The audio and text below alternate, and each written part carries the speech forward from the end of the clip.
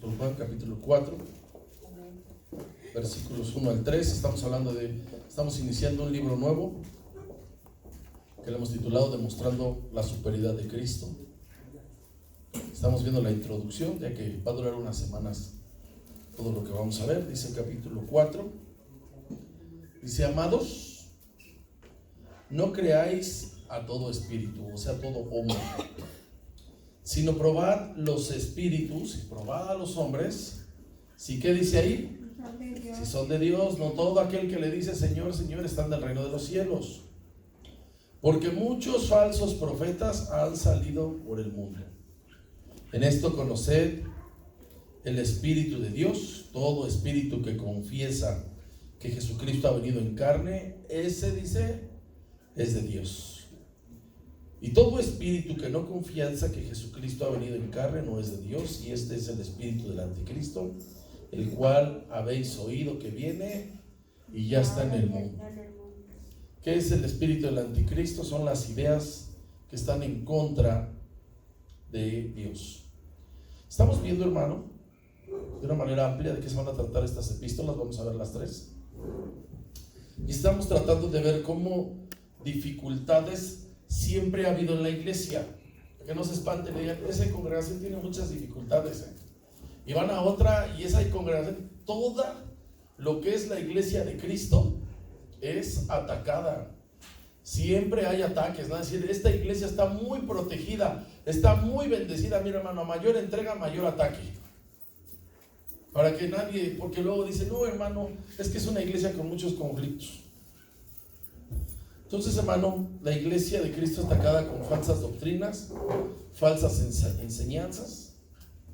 Usted de repente ve que en las congregaciones se meten las modas. En los años 90 se metió el movimiento de la risa, donde oran por ti y te ponen a reírse como locos por tiempo. Dejaron de predicar la palabra por estar tocando a la gente, por caerse, por revolcarse como endemoniados y reírse sin nada. Hubo otras congregaciones donde estaba la famosa lluvia de oro, donde caía oro en los cultos. Eso nunca está en la Biblia, no aparece. No hay cómo fundamentar eso. Una falsa doctrina no tiene fundamentos bíblicos. Empezaron a hablar de las famosas amalgamas de oro, o sea que alguien tenía las muelas picadas y en vez de Dios de sanarlas, les ponía amalgamas de oro, cuando Dios lo que hace, lo hace bien. La prosperidad ambiciosa. Hay cultos de prosperidad ambiciosa. Todos queremos cosas, claro. Todos queremos estrenar cosas así, pero empiezan a hablarte, decirte tú, Dios te va a dar y Dios te va a dar, y entonces empiezan a hablar de un evangelio de prosperidad, pero de tal manera que dice, ¿quién en este año quiere cosas? Todos les sale la ambición. Son doctrinas. Hay hasta falsos milagros. ¿Sabe para qué sirven? Provocar que haya milagros reales o no reales. Es que la gente curiosa vaya y se asome y no vayan a adorar a Dios, vayan a ver qué Dios va a hacer. Estamos viendo, hermano, en estas cartas que en el primer siglo se levantaron tres grupos dentro de la iglesia para dañarla, que fueron los judaizantes, que quisieron revolver la ley con la gracia, los docetistas, y quienes más ingresaron a la iglesia son los gnósticos, quienes estamos hablando. Entonces, hermano, hay que entender esto, que el diablo, una forma de atacar a la iglesia de Cristo es metiendo modas. Si usted se ha de acordar, todos hemos pasado por ahí. Normalmente la ropa es así. De repente salen unos tenis de una marca y de un color y están de moda y todos los quieren, lo que cuesta, aunque sean de los Chuck Mex, o sea, chapas. Y si sale una blusa o una playera con un bordado, con un acabado, con un cuello, con un bordado, con un estampado, se pone de moda, todos lo quieren. Igual unos jeans, igual un vestido. Así hay modas. A veces es el cabello los que se lo tienen. Quien no saben de eso son las hermanas, pero bueno, yo sé que aquí hay mucha santidad. Entra una moda y dicen, me gustó porque apenas ahorita, y ya dicen que endemoniado está trayendo esas modas, y ahí están metiéndolas a la iglesia, en sus familias, en su vida. En la iglesia, hermano, es así. Entonces cada que se mete una moda a la iglesia tiene consecuencias y son peligrosas en extremo, porque distorsionan el real evangelio a ponerlo fácil. Soy atractivo ahí cuando dice ven por tu milagro, Todos necesitamos un milagro. Sí, se tiene una suegra metiche, usted dice que no, que amanezca sin lengua, y todos dicen amén. A alguien le falta algo de su cuerpo y la verdad no quiere caminar así, y dicen ven a recibir tu milagro, Cristo está. Y entonces te empiezan a irse por lo fácil y por las modas, y ahí va la bola de bobos, Entonces estamos viendo cómo en la iglesia del primer siglo ya se encontraban dificultades a las congregaciones que Juan escribió. Cada apóstol tenía un grupo de congregaciones. Juan tenía un grupo, Pedro tenía un grupo, Pablo tenía uno, y los que no aparecen como Andrés, como todos esos que no aparecen de los 12 que se fueron a otros países. Entonces los gnósticos lo que hacían es colocar cierta actitud en las personas, de tal manera que los inflaba, los enorgullecía, y se empezaba a distorsionar la comunión cristiana con falsas ideas y con falsas enseñanzas. Fíjese lo que le voy a decir. Los gnósticos, ellos decían que había que liberar el espíritu porque estaba prisionero en un cuerpo, y entonces ellos hacían un tipo de ritual esotérico, cosa que pasa en algunos lugares. A lo mejor usted no sabe por qué es santo y puro, pero hacían los famosos encuentros. Entonces de repente se llevan a los hermanos y les dicen, ¿sabes qué? Que apunta ahí todo lo que está en tu corazón, y lo hacen y avientan eso y lo hacen en una fogata. ¿En dónde está eso en la Biblia? Y entonces dicen, ay, echa toda la porquería. Eso, ¿sabe que cómo es, hermano? Se llama brujería. Y se fue a un encuentro y van y te dan una manipulada bien padre. Entonces los gnósticos estaban colocando falsas ideas, y entonces hacían sentir a algunos hermanos como que eran de segunda o de tercera, y entonces empezaban a colocar ellos ideas donde se sentían más de lo que son, y se dividía, hermano, a las personas en clases. Usted, hermano, quien está aquí, quien conoció otras congregaciones, quien conoció congregaciones grandes, sabe que cuando uno llega a esas iglesias grandes hay grupitos. Hay grupitos donde tú no entras ahí porque ya están los de la élite, los que son de plataforma, los que son los administradores, y tú llegas bien humilde queriendo servir, ¿y qué creen? Ya se había metido el clasismo a la iglesia de Cristo. Los dividían en dos partes: los que se sentían realmente espirituales y los que no. Y entonces dividían eso, hermano, generalmente, y entonces se sentían más, unos se sentían con mayor nivel intelectual. Quiero que sepa esto, hermano, que nadie es más en medio del pueblo de Dios por tener más conocimientos intelectuales, o sea, por haber estudiado más, ni es más que los demás. Aunque tuviera mucho dinero, no es más que los demás. Para Dios, hermano, valemos lo mismo. Dice que Él no hace acepción de ¿qué? De personas. Uno le dice, ay, este es rico, ay, este es africano. Ya había el clasismo, y entonces los que son estudiados, así son. O sea, hermano, los que se congregan en Santa Fe, no vaya a pensar que un día nos van a visitar. O sea, los hermanos que se congregan en satélite, no dicen, yo no voy a Iztapalacra. Eso se mete a la iglesia. Y sabe, hermano, tú tienes que entender que tú debes de estar en el lugar que Dios ha elegido.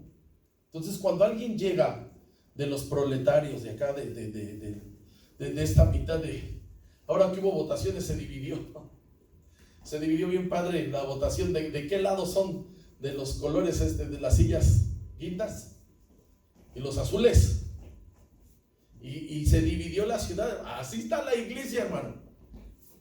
Así en la iglesia hay ricos y hay intelectuales y hay pobres, así hay. Entonces, para los gnósticos ya colocaron el clasismo dentro de la iglesia.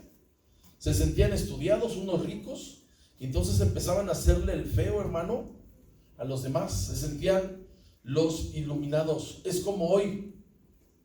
Hoy se metió a la iglesia desde hace unos 20 años la apostolitis. O sea, ya todos son apóstoles. O sea, ya no hay pastores. O sea, llegan y dicen, ¿cómo se llama el pastor? No, lo están ofendiendo a ese tipo.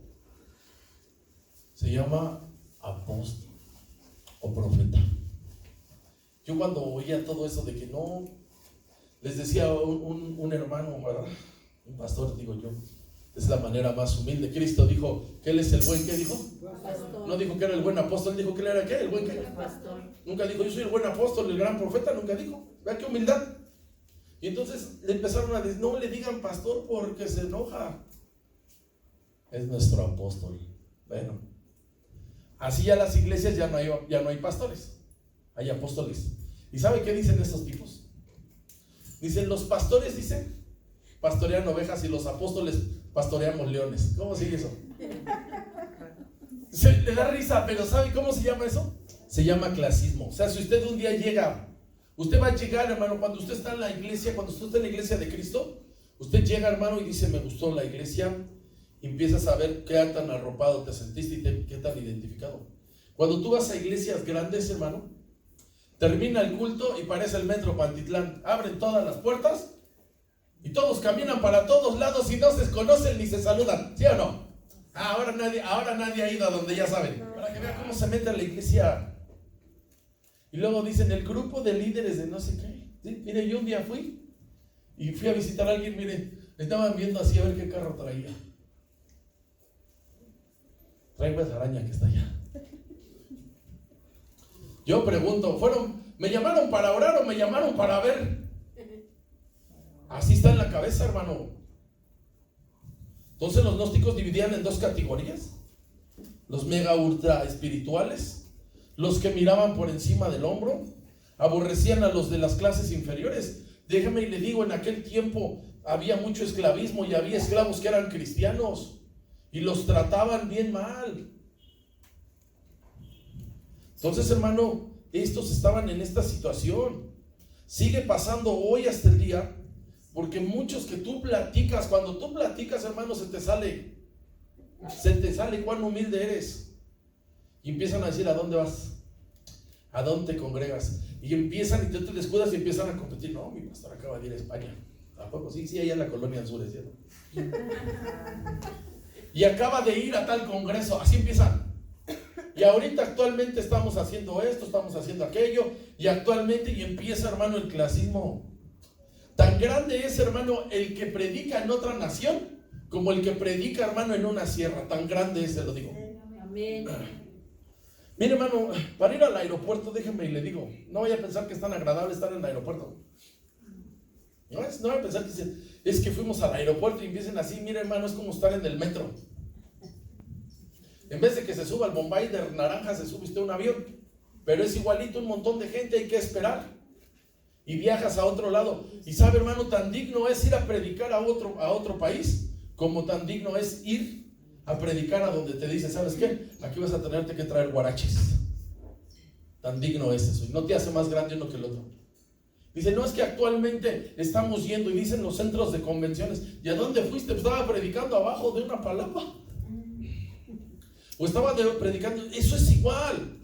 ¿Usted cree que Dios va a decir, este es más grande que otro? Dios no es así, hermano. El Señor le dijo, dice que estaba predicando y que uno lo interrumpió y le dijo, dile a mi hermano, el ambicioso ese, que parta conmigo. Dice, ¿la qué?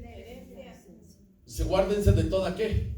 Avaricia, porque la grandeza del hombre, lo dijo Cristo, no consiste en los bienes que posee. Así lo mismo, si alguien, Dios lo escoge para ser un predicador interracional, o sea, los que andan de rancho en rancho, a una internacional, los dos, hermanos, valen. Ya habían metido el clasismo. Ya estaban fracturando la iglesia desde adentro. Y entonces, hermano, así a veces pasa con nosotros. Luego ya no te quieren invitar. O a veces te invitan y te quieren impresionar, porque hay unos que se sienten más iluminados que otros. Se sienten mega ungidos y dicen, en mi congregación suceden estas cosas y en la tuya. Les podría platicar de la iglesia del poder, pero no es el día. Así se empezaron a llamar la iglesia del poder. ¿Cómo se oye esa? ¿Cómo se oye eso? ¿Dónde estamos nosotros? Hay poder y sobra para dar, prestar y regalar. Quien quiera venga y recibe doble hora. Eso se metió a la iglesia. Juan, hermano, insiste en toda la carta, en la que vamos a ver, insiste, hermano, que la verdadera prueba del cristianismo, o sea, para tú medir qué tan cristianos somos, es el amor que le tienes a tus hermanos. ¿Cuál es el primer grande mandamiento? Amar a Dios, sobre todo, y luego amar a ¿quién? Al prójimo. Entonces, para ver una iglesia, hermano, cuán efectiva es cuántos se aman unos a otros. ¿Estamos ahí, hermano? Amén. Vamos a la primera cita. Estamos ahí, vamos a estar en la primera carta de los hermanos. Estamos capítulo 1, versículo 7. Dice, pero si andamos en luz como Él está en luz, tenemos comunión ¿con quién? Con otros. Y la sangre de Jesucristo, su Hijo, ¿qué? Si Él está, hermano, tenemos comunión unos con otros. ¿Sabe, hermano? Fíjese lo que le voy a decir. ¿Cuál es el secreto de una buena actividad de oración? Que estemos usted y yo de acuerdo y nos llevemos bien. De nada sirve que habrá 500, pero no se hablan, la gran mayoría no se conocen. Lo más importante, hermanos, es que nosotros tengamos una buena relación. Y Dios está. El Señor, está muy grande tu ofrenda, pero traes algo con tu hermano, deja tu ofrenda y ponte a cuentas. Más valen 10 minutos de estar a cuentas que 4 horas de oración, se lo aseguro. Se lo aseguro, hermano. Porque hay veces que cuando tú estás mal con una persona, tu oración tiene la de rebote, o sea, no llega porque no estás de acuerdo con él. Entonces, hermano, así está. La iglesia son muchos, sí, pero no se hablan tales familias con tales. Yo he estado en medio de dificultades en este lugar, con hermanos que no tienen responsabilidad, como con hermanos que tienen responsabilidad, que dicen, si esa familia o ese hermano está, yo me voy de la iglesia. Y así, hermano, así, a llevarme al secuestro y decir, ahora yo tengo que decidir que ustedes no se pueden poner de acuerdo. Entonces, hermano, una iglesia que se ve sólida y fuerte es cuán amor hay adentro. Capítulo 2 de la primera carta.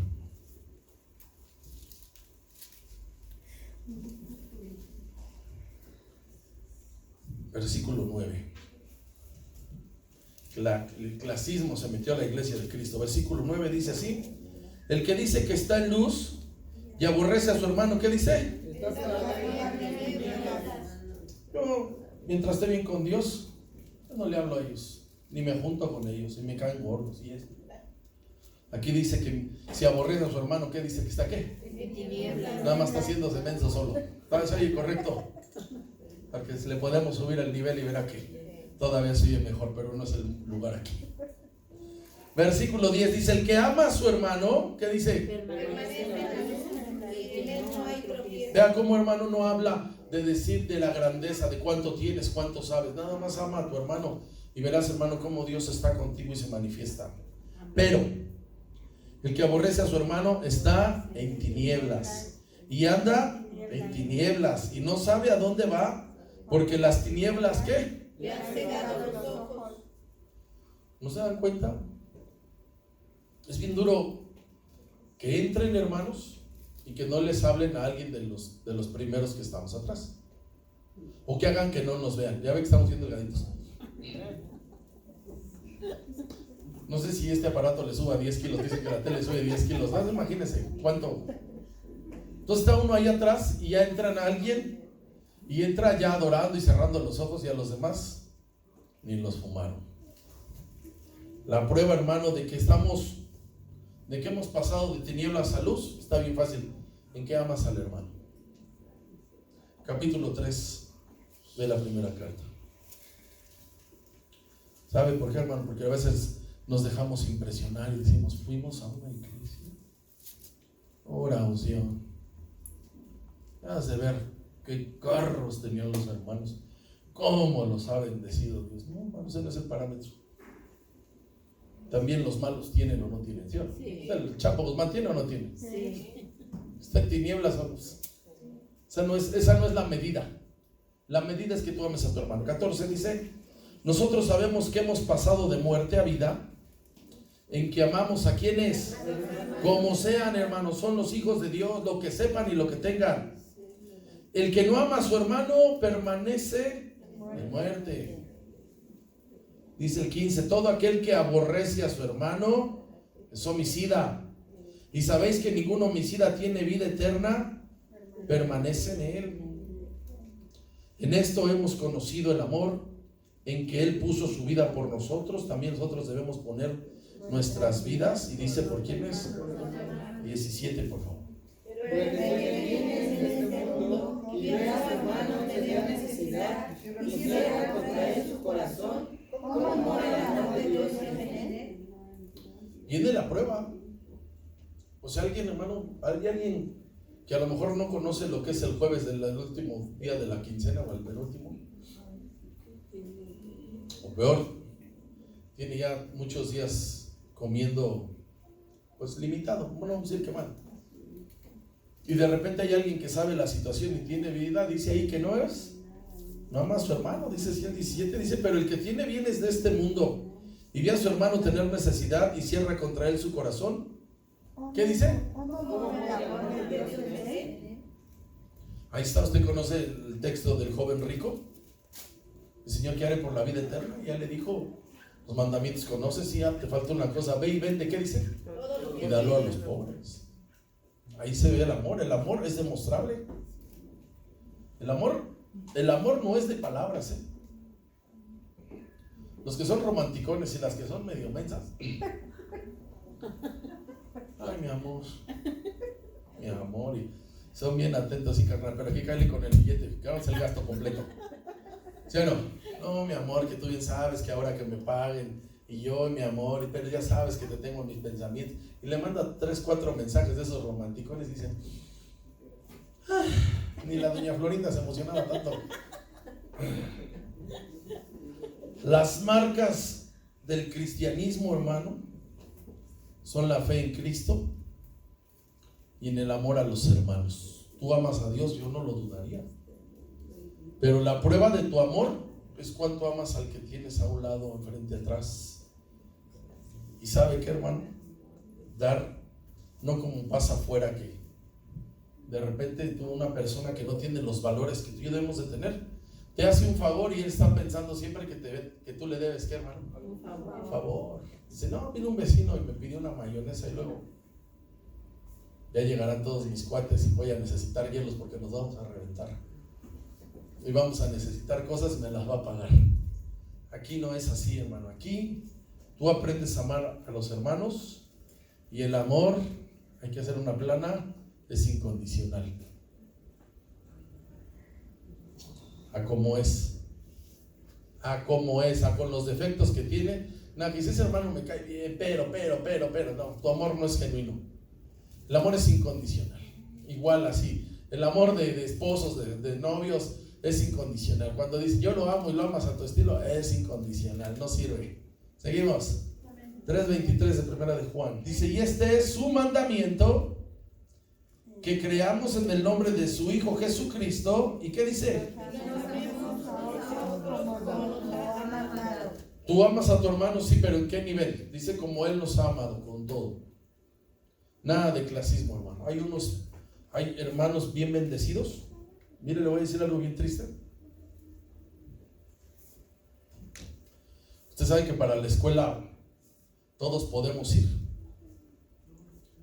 pero para concluir unos estudios es bien difícil. Bien difícil. Ahí le van las estadísticas, De cada 100, 4 se titulan. De 100 que entraron a la primaria, 4 se titulan. Y de esos 4, hermano, podría haber alguien bien bendecido, que tiene sus estudios, que está bien balanceado.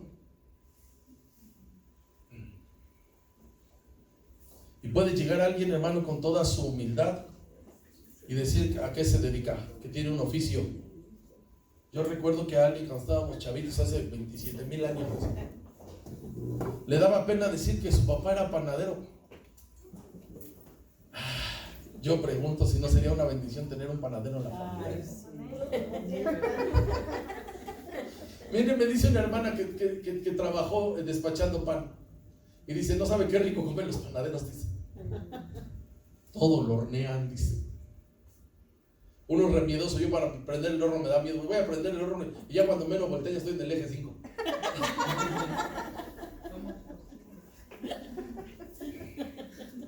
Con todo y todo los aceptamos como son. Este hermano, esta hermana, ayuda en las casas. ¿A poco no es de gran bendición tener a alguien que te ayude en tu casa?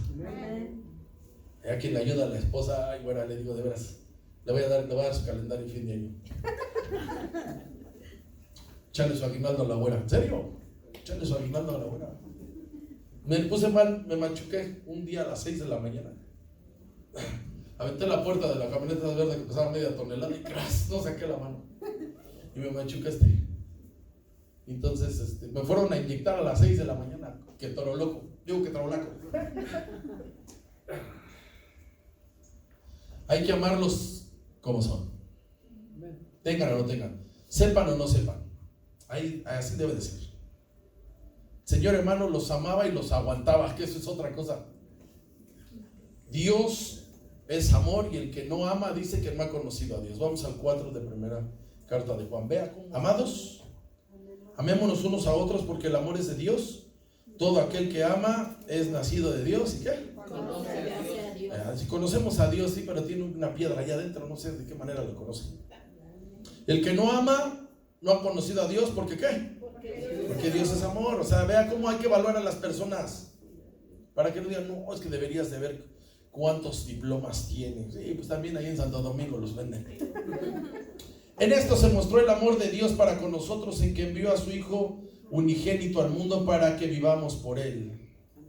En esto consiste el amor, no en que nosotros hayamos amado a Dios, sino que Él nos amó a nosotros y envió a su Hijo en propiciación por nuestros pecados. Lea 11, por favor. Amados, Dios nos ha amado así, debemos también nosotros amarnos unos a otros.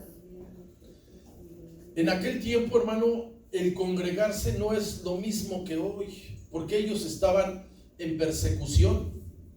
Imagínense, persecución por fuera y por dentro división. Imagínense, hermano, cómo se debe de valorar una reunión. Yo les decía, hermano, ahora que estaba la pandemia, hermano, hay que valorar cada reunión. ¿Sabe cuántas iglesias yo he visto que cerraron? ¿Sabe por qué? Se desanimó hasta el pastor. La que está aquí está cerrada. La que está más adelante para llegar a Canal de San Juan está cerrada. Y había una por el Beneficentro, no sé cómo está. No sé la que esté acá. Yo no los he visto. Yo no los he visto. Mira, allá hay un país que se llama Chiconcuac, Texas. Antes de llegar ahí como unos 2 kilómetros, hay una congra, hermano, como muestra se ve como al triple, así como la ve, como al triple, imagínense, cerrada. Y uno dice, ¿quién les hará falta? Si unos dicen, no tenemos dónde congregarnos, ahí tienen espacio para meter, no sé si de atrás hay estacionamiento, pero adelante caben 10, 15 coches. Entonces, hermano, a veces así pasa, a veces no valoramos. Tenemos que aprender a amar a los hermanos. Y ser, hermano, ser selectivo. Usted dice, ¿dónde trabaja este hermano? Hermano, trabaja en la central de abastos. Todo es dignificado, hermano. Todo. Están ahí, hermano. Entonces, hermano, Dios para que more con nosotros, el secreto es, dice que hay que amarnos unos a otros. Estamos ahí en la primera carta de Juan, capítulo 4. Dice el versículo 10. En esto consiste el amor, no en que nosotros hayamos amado a Dios, sino en que Él nos amó a nosotros y envió a su Hijo en propiciación por nuestros pecados. Amados, si Dios nos ha amado, así debemos también nosotros amarnos unos a otros. 12, por favor. Si nos amamos unos a otros, Dios permanece en nosotros y su amor será perfeccionado en nosotros. Mire, hermano, yo no sé si usted conozca de los presumidos espirituales. ¿Quiénes son esos? Tuve una visión de parte de Dios. Luego soñé a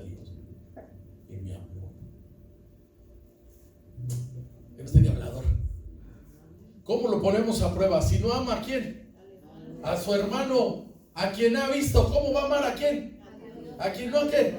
A nadie ha visto. La Biblia dice que nadie puede ver a Dios porque el que lo vea se muere. Pero como a veces ya ve que no leemos la Biblia y entonces estamos así con la boca abierta porque usted tiene bien poquito en el Evangelio y aquel es bien gandalla. Tú tienes que amar a los hijos de Dios, como sean, como se llamen, lo que hagan, lo que no hagan, lo que tengan o no tengan, son hijos de Dios. Punto.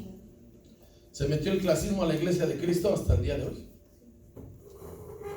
Todas esas iglesias, hermanos, de las meras popov, de las machuchonas, como diría aquel, no van a actividades. De repente hay que hacer actividades de oración y no llegan los meros. No llegan los hermanos. ¿Cómo se van a revolcar con la plebe de Iztapalacra? El mandamiento es, hermano, que el que ame a Dios ame también a su hermano. Que el que diga que ama a Dios y aborrece a su hermano es mentiroso. Si alguien usted lo ve, hermano, derramarse, mire, para la alabanza, fíjese lo que le voy a decir, para que tampoco se vaya con la finta. En la alabanza unos tienen la bendición de conectarse bien fácil. Mire, yo admiro a quien vive ahí conmigo al lado. O sea, dice, me voy a dormir y en 5 minutos ya no se mueve. Y uno va para arriba, para abajo, se baja uno a la cama, se sale uno y entra. Qué bendición es quedarse dormido, ¿sí o no? Y que le valga el gorro lo demás. Para la alabanza es similar. Hay unos que se conectan bien rápido. Saben cerrar los ojos, levantan las manos y si son movidos los cantos. Y hay que brincar y que salgan las monedas y las llantas empiecen a... Y que haya que postrarse y que puedan llorar y que puedan... ¡Qué bendición, hermano! Igual que alguien se pueda conectar. Pero si no le habla a su hermano, no le crea. Mire, hermano, a lo mejor usted como es puro y santo. Cuando antes iba uno a las fiestas, no vayan a decir a mí. Cuando iban a las fiestas, nada más estaban esperando que tocara la música y no importaba que no hubiera una pareja. Usted agarraba a abrir pistas, ¿sí o no? Y como, ahí sí no tenían vergüenza. Pero nada más llegan aquí y se les olvida. Decía que él, dice, la verdad no quiero danzar porque se me va a salir un pasito matancero.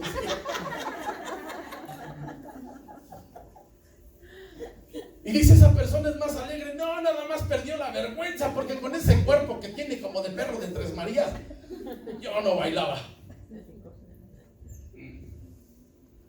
Aquí, hermano, igual, tú puedes ver a alguien, hermano, así, derramarse, hacer y todo, pero si no les hablan a los demás, dice la Biblia, el tal es mentiroso. Vamos ahí a la primera de Juan, capítulo 4. Si alguno dice, yo amo a Dios, ¿y qué dice? ¿Es qué? Mentiroso. Dice, yo lo vi con los ojos cerrados y con las manos levantadas. Sí, pero ¿qué dice que no? Que aborrece a su hermano. Dice, pues el que no ama a su hermano, a quien ha visto, ¿cómo puede amar a Dios a quien no ha visto? 21, por favor. Nosotros tenemos este mandamiento de él: el que ama a Dios, ama también a su hermano. Amar a Dios es bien fácil, hermano, se lo aseguro. Orarle a Dios es bien fácil. Ponerse a cuenta con Dios es bien fácil. Tú fallas en algo y todo eso lo puedes hacer fácil. Pero cuando dices, yo le fallé a una persona, ir con ella y doblegar tu orgullo, tu apellido, tu soberbia, eso es más difícil. Los gnósticos que estaban ahí en la iglesia, ellos habían hecho esa falsa enseñanza, esa religión, despreciar a la gente ordinaria, porque no tenían dinero, porque no tenían estudios. Y esta doctrina sigue en estos días. ¿Cuántas veces hemos oído, hermano, ya más cercano, mientras yo esté bien con el de arriba, lo demás no me importa? No, tú amas a Dios, ama a tu hermano. El que aborrece a su hermano es mentiroso. Así que aquí está, hermano, todos los capítulos que vamos a ver, estos 8 capítulos que vamos a ver la primera de las cartas de Juan, insiste en los mismos. Entonces, la verdadera esencia de la fe es el amor a todos. Entonces, fíjese, ya vimos que el buen cristianismo tiene las dos áreas, la fe y el amor. Los fariseos amaban a Dios, hermano, porque lo amaban. ¿Y tenían fe en Dios? Sí, pero también eran clasistas. El Señor puso una parábola que dijo, estaba el publicano y el fariseo, y el fariseo lo hablaba con toda humildad y decía: qué bueno que no soy como este, que es así, yo que ayuno, que doy diezmos de todo. Entonces dice el Señor que el publicano empezó a decir: sé propicio a mí, que soy un pecador. Dice: ¿quién cree que salió justificado? Entonces, hermano, hay que amar a todos. Aquí están los gnósticos, eran herejes, hablaban de ser nacidos de Dios, de andar en luz, de no tener pecado, de morar con Dios, de conocer a Dios. Y entonces, hermano, tenían ellos sus principios, sus lemas. Usted puede ver, yo vi una predicación de un hermano famoso y se vistió con un traje roto. Y empezó a decir que la bendición pasa por la cabeza. Entonces él decía: ¿quién quiere la bendición de este andrajoso? Entonces los otros ya tienen ideas ambiciosas. Entonces se lo quitó el traje y dice: este soy yo. La verdad. O sea que hasta el día de hoy se hace así. O sea que por no usar un buen traje no eres bendecido por Dios. Y déjeme le digo, hermano, que el tener más de lo necesario no quiere decir que entre más tengas, más Dios está contigo. Yo conozco muchas personas con mucho dinero, ¿y qué creen? Sin salud. Dinero sin salud, hermano, no sirve. Usted dice: ay, fui a tal lado, pero no puedo subirme porque se me sube la presión, no se me baja. Ay, no me puedo tragar esto porque la azúcar se me dispara a 37 el kilo. Aguanta la gente. Estaban destruyendo la iglesia. Fíjese lo que le voy a decir. Una cosa son los ataques de afuera. Todos los que están afuera y nos ven meternos han de decir: a esos cuantos se les lavaron el cerebro. ¿Y sabe qué usted y yo qué decimos?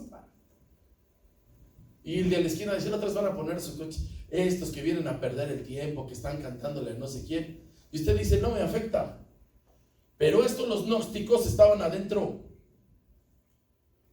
Estaban destruyendo la iglesia desde adentro y pretendían limpiar la iglesia sacando a las personas que no tenían conocimientos, que no tenían bienes, y entonces convertir al cristianismo como en una filosofía respetable. O sea, si alguien habla y dice: es que los masones son personas con un conocimiento intelectual bien grande y son ricos, entonces ahí no va a entrar cualquiera. Entonces querían hacer así. Usted puede ver, hermano, la palabra cuando el Señor Jesús le da en Isaías y le dice qué debía de hacer, y dice: y a los pobres es anunciado ¿qué? El evangelio. No dice a los ricos, dice ¿a quién? A los pobres. Entonces usted se imagina al Señor Jesús que fue a las casas. Cuando usted ya ve, hermano, la vida y la obra del Señor Jesús en los 4 evangelios, usted lo ve al Señor que iba a todas las casas, ¿sí o no? Entonces dice que a los pobres les es anunciado el evangelio. Entonces cuando usted escucha, hermanos, que dicen: en la iglesia no debe de haber pobres, hermano, Dios provoca que haya gente pobre, hermano, que tenga menos que tú. Dios lo provoca. ¿Sabe cuáles son las estadísticas? Que 500 millones de personas quisieran tener lo que tú tienes, así. O sea, que tú abras tu closet y digas: estoy aburrido de este garrerío. Ya lo quisieran, ¿cuántos? 500 millones, No poquitos, porque si dicen 500 personas, ya dice: ya sabía que siempre me andan codiciando estas o estos. Y tú dices: estoy aburrido de esta carcacha. Ya está, de lo picado que está el aire acondicionado, ya ni sé dónde funciona o no. 500 millones quisieran eso. Y abras de tu casa, dice: ya me aburrí esta porquería. 500 millones. Y cuando tú llegas a la palabra y dice: dad gracias a Dios por todo, porque esa es su buena voluntad. Entonces, fíjese cómo se meten las ideas. Entonces ya los hermanos llegan y uno les empieza a predicar, y yo les empiezo a transmitir, a decirle, hermanitos, ya me aburrí. Este año, hermano, va a ser así, así. Miren, Dios permite que haya pobres, ¿sabe para qué, hermano? Para que no se te haga el corazón duro. La recomendación que hemos dado, hermano, adopte una familia que tiene menos que usted. Sin que usted se lo diga. Entonces tengo mis adoptados y tengo estos que están viendo. Para que su corazón, hermano, mire, esté blandito y diga, Señor, gracias, porque tenemos. Amén. Eres bueno. Este año fue bien difícil, Padre, pero mira, aquí estamos. Amén. Y sin señalar a alguien y decir, mira, estos sí que son. Entonces, hermano, así empezaron a hacer. Entonces, hermano, aparte de estar negando la encarnación de Cristo, metieron el clasismo los gnosticistas. Entonces querían eliminar de alguna manera la ética cristiana. Aquí todos son bienvenidos. Y hemos tenido pruebas. No se metió una persona, no me gusta decir esta palabra, pero no tengo otra ahorita que le llaman indigente, ¿se acuerdan? Que le dimos la toalla del Jus. Lo secamos ahí y agarró, y cuando salió a la puerta, él se transportó a otro nivel por la unción. Llegó la prueba y no estaba el Gus, nos tomamos este atrevimiento. Ay, no. Mucho cuidado con lo de adentro, hermano. Mucho cuidado con decir, es que llegaron unas familias, hermanos. Están llegando familias a la iglesia. Mucho cuidado con decir, y son familias que no me están gustando lo que Dios está enviando. No, hermano. Dios las envía para que tu corazón, el mío, esté calmadito. Y los vamos a bendecir. Los vamos a recibir. Les vamos a dar en lo que esté a nuestro alcance. Así está, hermano. Esa es una persecución, hermano, tan fuerte que muchos no lo quieren ver. Por eso cuando uno ve la iglesia por televisión y uno ve esos auditorios y uno ve esos equipos, esas pantallas, uno ve esos micrófonos y uno dice, ¿y aquí cómo está el asunto? No, hermano, eso no es lo impresionante. Entonces piensan todos, dicen, es que ahí van los meros ricos. Y mire, déjenle digo algo, cuando usted ve esas iglesias de miles, los que están en las primeras filas, ¿quiénes cree que son? Los empresarios. O sea, no dicen, oye, llegó el que tiene la cadena de pinturas, ¿dónde está? Está en la fila número 27. No, a ese bájenmelo aquí. Ese se llama clasismo. O sea, cuando llegan los hermanos, dicen, esta área, la llaman así la VIP, hermano. Dicen, ya está de acá, de aquí para allá, hermanitos, los que quieran. Mire, me lo voy a platicar algo más fuerte. Fui a predicar a una iglesia. Y entonces hicieron 3 menús. Y yo me senté en el de los más bajitos, pero yo no lo sabía. Porque me senté en una mesa donde la estaban cotorreando. Dije, aquí está bien. La verdad, ahí se identificó uno en el espíritu y dice, claro, sí está bien. Entonces estaba ahí uno bien loco. Estaba bien loco ese. O sea, hasta cuando me fui me dice, lo dejas en el psiquiátrico de la carretera, imagínense. El pastor me dio esa recomendación. Y me dice, no, me empiezo a comer las salchichas. Y dije, llegó la prueba, porque yo las salchichas las como una vez al mes y un día, y luego ya no quiero saber nada. Dije, llegó la prueba. Y modo, me empecé a comer las salchichas. Me dice la hermana, hermano, me van a regañar. Dice, su mesa está allá, ya llegué allá, ya estaba la barbacha y todo. No, todos parejitos, ¿estamos, hermanos? ¿Sí o no? ¿Verdad cómo se mete el clasismo? Así es, eso es más peligroso, hermano, que una persecución, la de afuera, que las de adentro. Y se van conociendo muchas cosas. Las divisiones, hermano, más fuertes de familias, de empresas, de congregaciones, ¿sabe de dónde vinieron? De adentro. Por eso cuando usted escucha una oración y dice, es que queremos nosotros, cuando alguien anda buscando un local donde congregarse, se le puede salir y decir, es que andamos buscando una colonia bien. No, pues ¿por qué no se van allá a San Vicente Chicoloapan? ¿Sí, no? Ahí donde, no, estamos viendo dónde, porque como que de este lado, y, ¿no?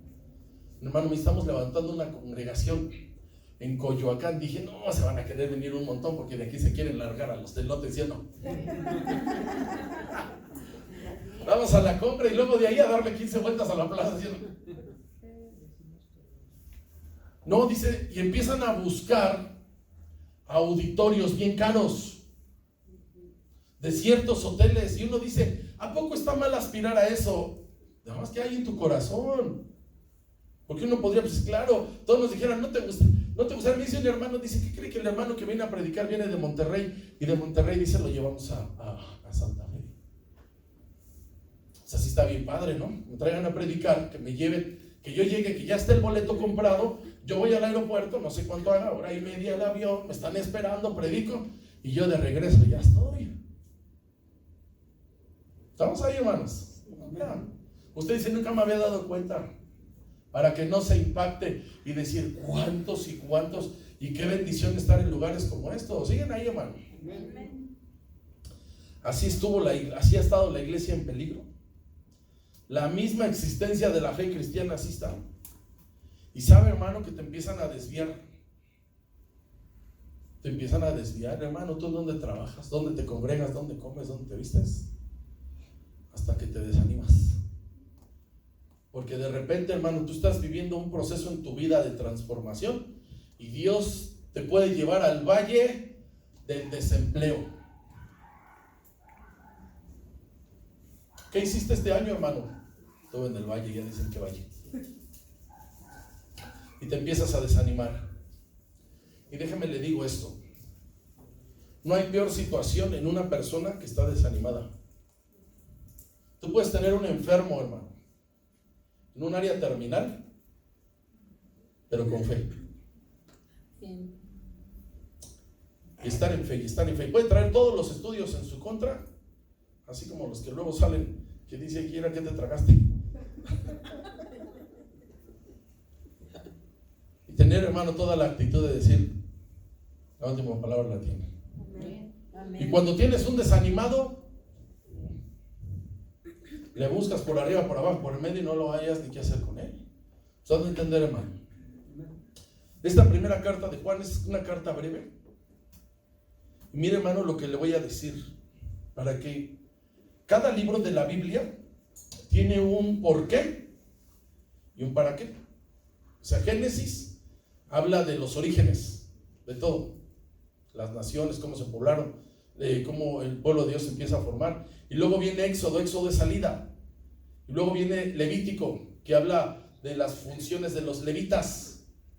Y luego de los números, de Moisés tenía una cabeza ordenada, y Deuteronomio otra vez la ley, y Josué un libro histórico. Esta carta tiene, hermano,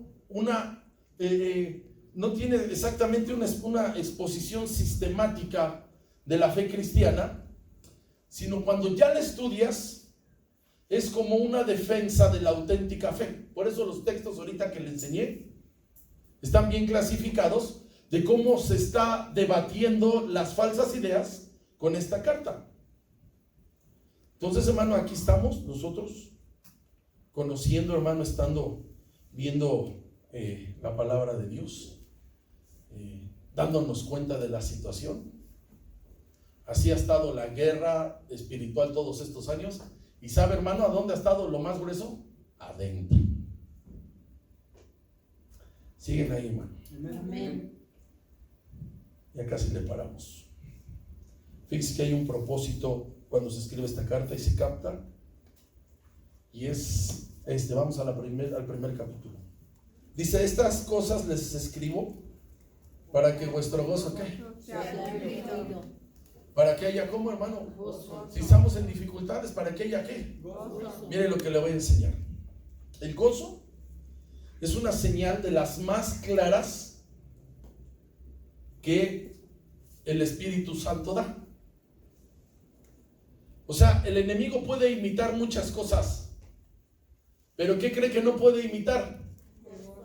El gozo, pero el gozo genuino, no el gozo, no la alegría, sino el gozo. ¿Cómo te das cuenta cuando alguien está alegre? Usted ve a un payaso, se sube y hace su rutina 2 minutos y dice, Dios le diría lo que tienes que hacer para tragar, carnal. A ver quién es más payaso, ¿sí o no?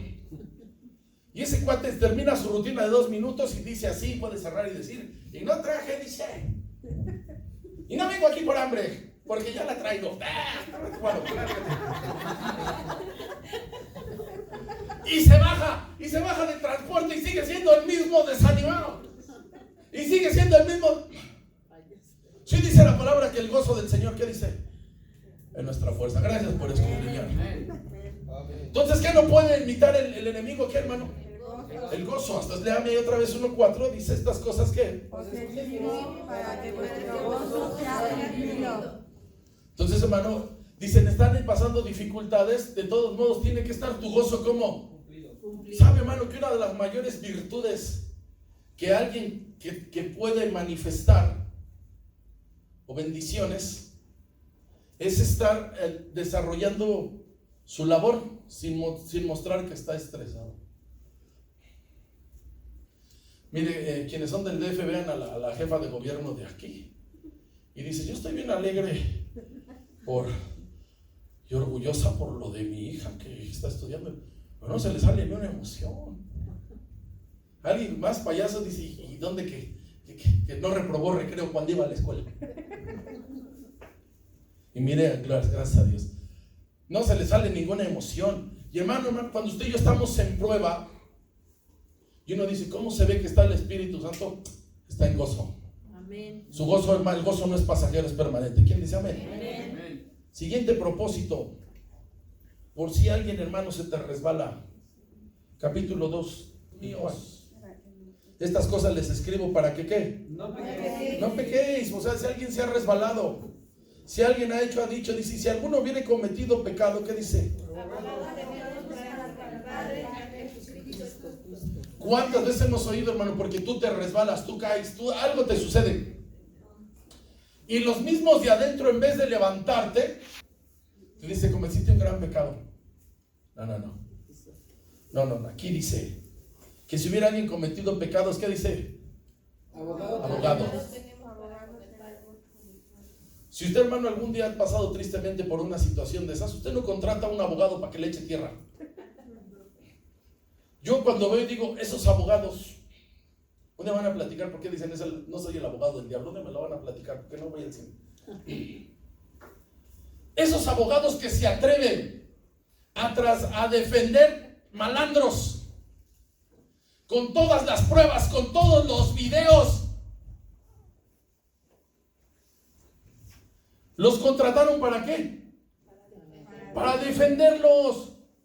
¿Usted se imagina el Señor Jesucristo, que es nuestro qué? Abogado. Él nos defiende. Si alguien dice, hermano, yo cometí un error, yo pasé esto, yo pasé aquello, esto sucedió, la regué, pero abogado tengo para con el Padre. Amén. ¿Sabe por qué, hermano?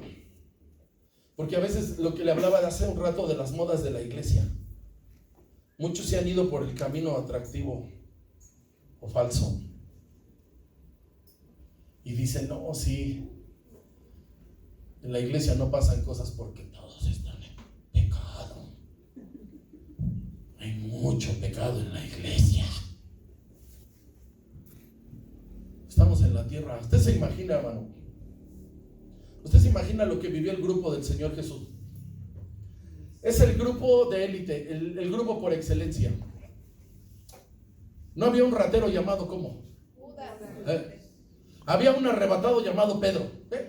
Nadie de ustedes llegó ahorita a recepción y sacó su cohete, su fusca y dijo, vengo a alabar a mi Señor y aquí les dejo mi 380, mi 9 milímetros. Él iba con el Señor y traía la ¿qué?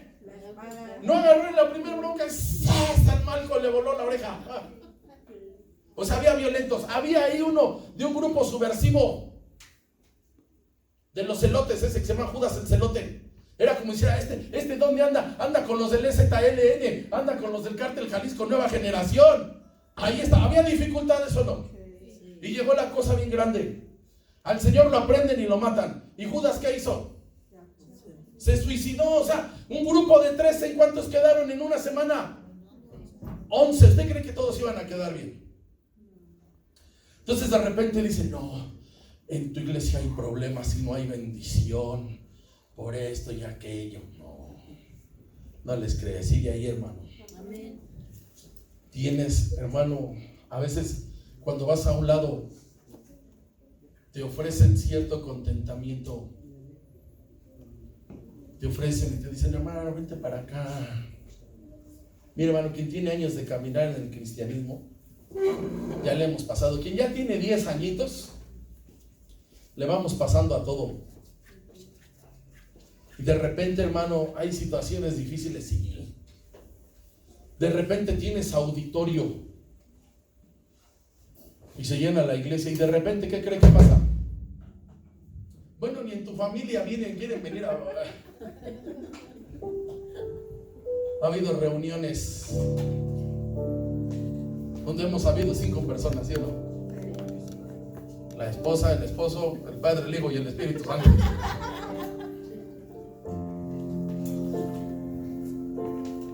Son pruebas que hay que pasar, hermano. Todos dicen, es que yo cuántos he oído, es que a mí Dios me soñó, me dio un sueño y estaba yo en un estadio. ¿Qué sueño se oye más atractivo? En un estadio, miles de personas recibiendo al Señor y otros sanando, a que digan, Dios, pasé una situación y me vi solo, hermano. ¿Cuál se oye más atractivo? Y empiezan a meterle un montón de crema a sus tostadas y no, y en ese momento el Espíritu Santo descendió.